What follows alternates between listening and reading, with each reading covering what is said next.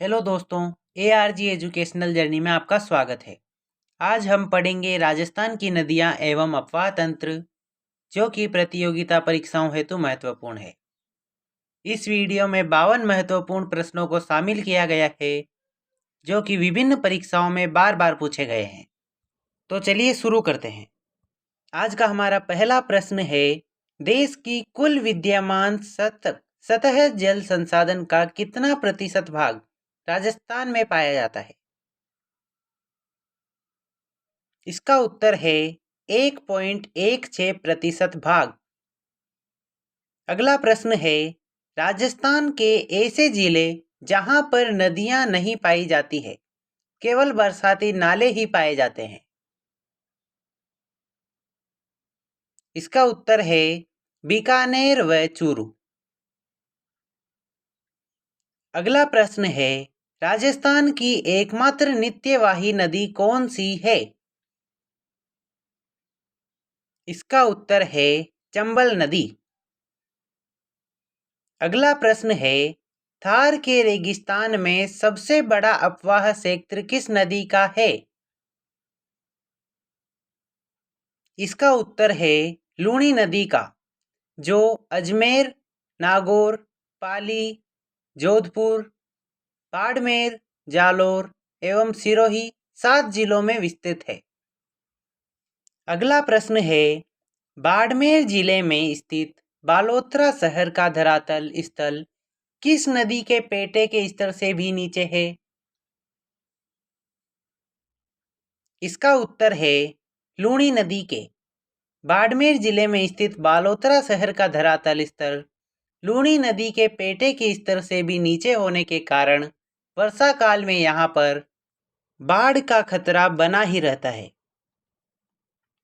अगला प्रश्न है, बीगोद भीलवाड़ा के त्रिवेणी संगम में कौन कौन सी 3 नदियां आकर मिलती है? इसका उत्तर है बनास, बेड़च और मैनाल। अगला प्रश्न है, बेणेश्वर धाम डूंगरपुर में कौन कौन सी 3 नदियों का संगम होता है? इसका उत्तर है सोम, माही और जाखम। अगला प्रश्न है, रामेश्वर घाट सवाई माधोपुर में कौन कौन सी 3 नदियों का संगम होता है? इसका उत्तर है बनास, चंबल और सीप। अगला प्रश्न है, राजमहल या बीसलपुर टोंक में कौन कौन सी 3 नदियों का संगम होता है? इसका उत्तर है बनास, खारी और डाई। अगला प्रश्न है, चूलिया जलप्रपात चित्तौड़गढ़ किस नदी पर स्थित है? इसका उत्तर है चंबल नदी पर। अगला प्रश्न है, मैनाल जलप्रपात भीलवाड़ा किस नदी पर स्थित है? इसका उत्तर है मैनाल नदी पर। अगला प्रश्न है, भीमतल जलप्रपात बूंदी किस नदी पर स्थित है? इसका उत्तर है मांगली नदी पर। अगला प्रश्न है, दीर जलप्रपात भरतपुर किस नदी पर स्थित है?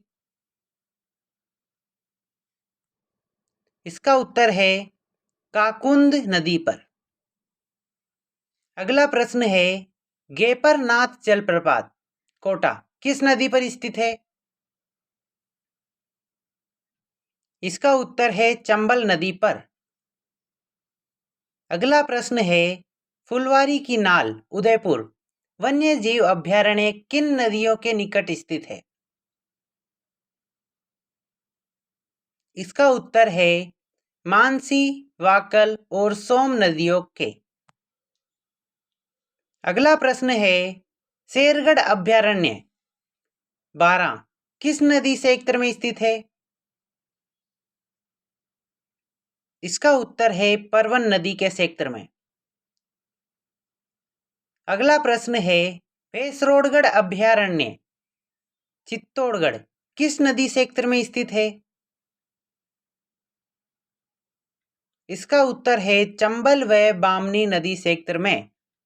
अगला प्रश्न है सीता माता अभयारण्य प्रतापगढ़ किस नदी क्षेत्र में स्थित है? इसका उत्तर है जाखम नदी क्षेत्र में। अगला प्रश्न है कुंभलगढ़ अभयारण्य राजसमंद किस नदी क्षेत्र में स्थित है? इसका उत्तर है बनास में और साबरमती नदी में। साबरमती और बनास नदी क्षेत्र में। अगला प्रश्न है राजस्थान में अपवाह प्रणाली के कितने रूप है?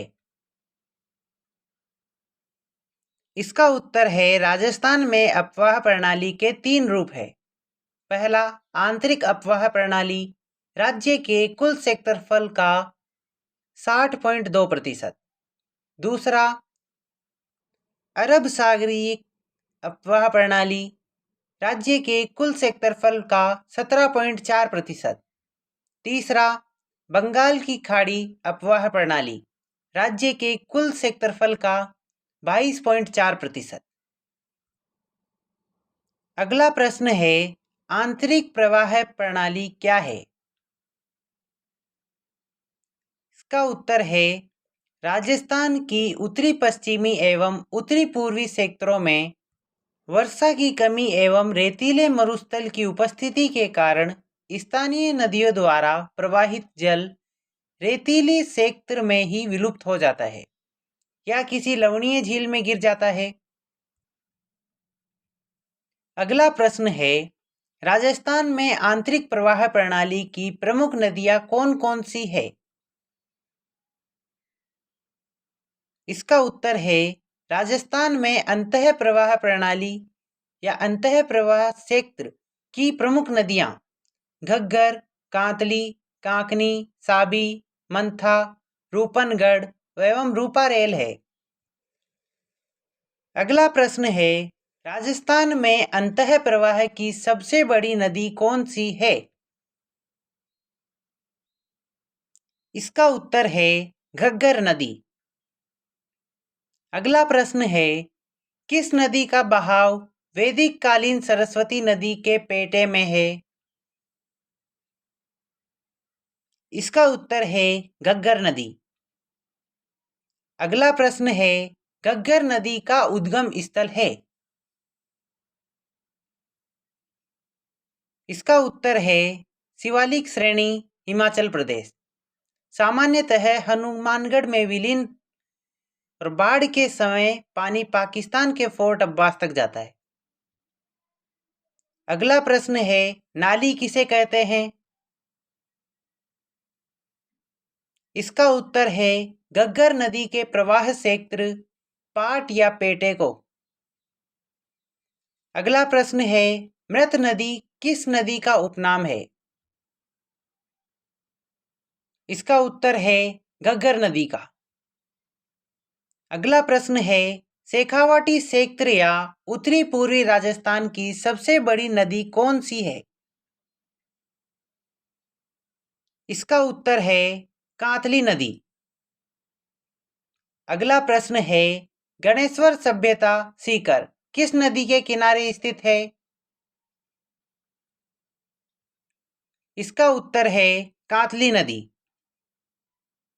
अगला प्रश्न है सुनारी पुरातात्विक स्थल झुंझुनू किस नदी के किनारे स्थित है?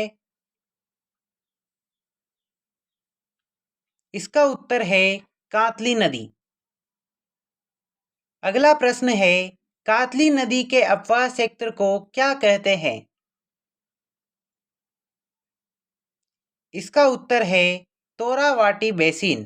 कातली नदी के अपवाह क्षेत्र को तोरावाटी बेसिन कहते हैं।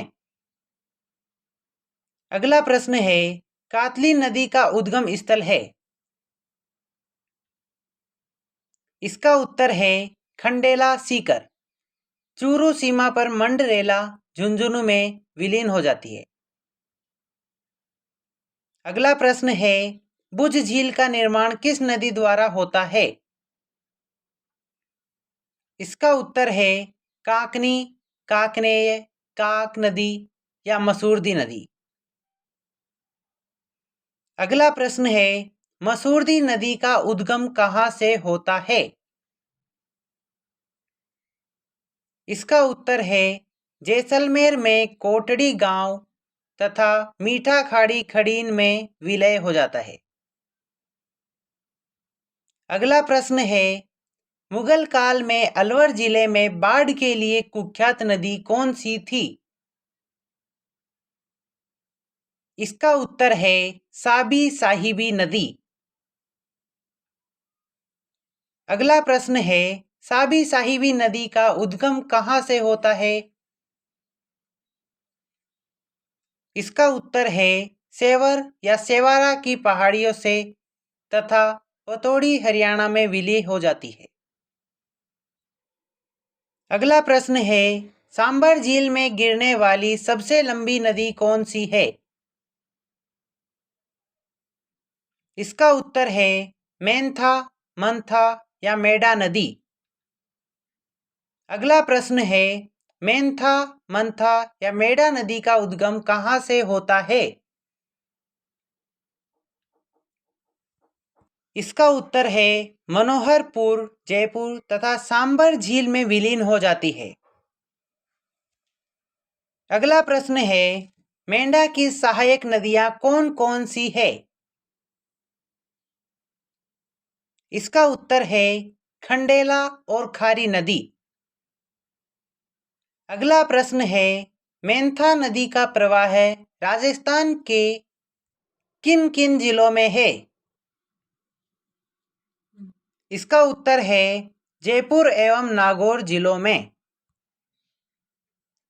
अगला प्रश्न है, ऐसी कौन सी नदी है जो अजमेर जिले में सलेमाबाद से निकलकर सांबर झील में विलय हो जाती है? इसका उत्तर है रूपनगढ़ नदी। रूपनगढ़ नदी की सहायक नदी है खारी। अगला प्रश्न है, ऐसी कौन सी नदी है जो अलवर जिले के थानागाजी सेक्टर की उदयनाथ पहाड़ी से निकलकर कुशलपुर गांव भरतपुर के निकट विलुप्त हो जाती है? इसका उत्तर है रूपारेल, वाराह, लसवारी। अगला प्रश्न है, आंतरिक अपवाह या अंतः प्रवाह प्रणाली में राज्य के कितने जिले पूर्णतः सम्मिलित है?